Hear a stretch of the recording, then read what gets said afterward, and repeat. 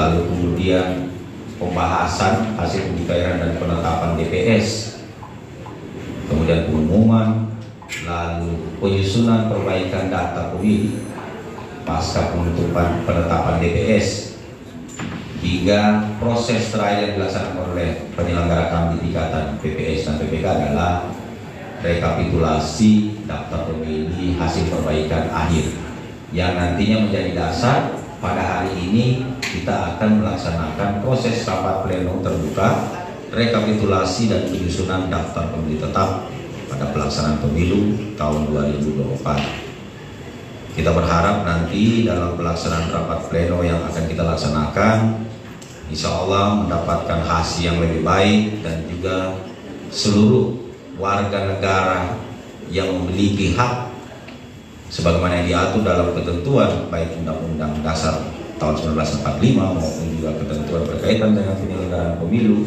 itu terakomodir dan bisa terdata sebagai pemilih tetap pada pelaksanaan pemilu tahun 2024.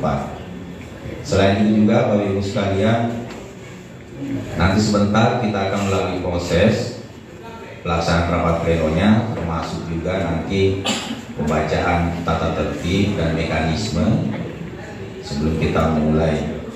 Dan dengan mengucapkan Bismillahirrahmanirrahim, kegiatan rapat pleno rekapitulasi dan penyusunan daftar pemilih tetap penyelenggaraan pemilu tahun 2024 dengan resmi saya nyatakan dibuka. Wassalamualaikum warahmatullahi wabarakatuh dan salam. Rekan media cetak yang hadir serta ketua dan anggota PPK se-Kabupaten Sigi.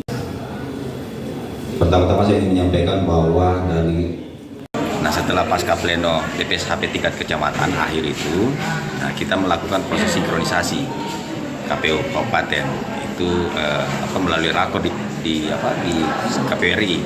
Nah, hasil rakor itulah yang kita bawa, kemudian dilakukan proses pemutahiran kembali oleh teman-teman PPK yang menjadi dasar kita untuk penetapan DPT hari ini. Jadi termasuk sebelum DPT ini kita sudah melaksanakan yang namanya rakor dengan stakeholder terkait dengan penyampaian, mungkin ada masukan tanggapan. Kemudian juga kemarin kita sinkronisasi dengan Bawaslu berkaitan dengan rekomendasi dan juga saran perbaikan. Yang kemudian nanti kita sudah input semua, inilah yang kita akan presentasikan untuk menjadi bahan penetapan DPT. Di kita ini penambahan dari DPS HP akhir ya, DPS perbaikan. Ya, kan DPS perbaikan baru ke DPS HP akhir oleh PPK. Nah itu sekitar namanya kalau tidak salah sekitar 1000-an dari hasil yang kita tetapkan DPS perbaikan. Itu sudah termasuk juga pemilih baru.